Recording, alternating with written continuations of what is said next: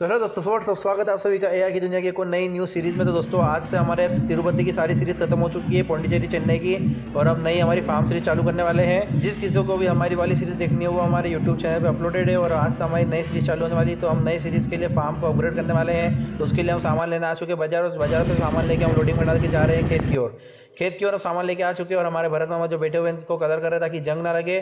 और अब हम तार फिक्सिंग करवा रहे हैं हमारे खेत के आसपास, जो 8 फीट टॉल है, और 3 इनमें कांटे वाले तार भी लगेंगे। तो अभी हम हमारे तार फिक्सिंग उसी होगी। और अभी गर्मी का टाइम है तो कुछ भी फसल नहीं लग रही है, तो इस टाइम पे हम तार फिक्सिंग जो भी मशीनरीज आएगी उनको भी कोई दिक्कत नहीं आएगी। और अभी हम हमारे को हुआ तो हम सोच रहे हैं इसके आगे प्लान कर रहे हैं, या तो हम हमारा हॉल को बड़ा कराएं, हॉल खुदवाएंगे, या फिर कुएं को ही बड़ा कराएंगे। तो आप लोग कमेंट करके बताओ कि हमको क्या करना चाहिए, हॉल को खुदवाना चाहिए या फिर कुएं को और हाथ अंदर उतराना चाहिए। और आपको ऐसी और सीरीज़ हमारी देखनी है तो चैनल को सब्सक्राइब कर लो और वीडियो को लाइक करना।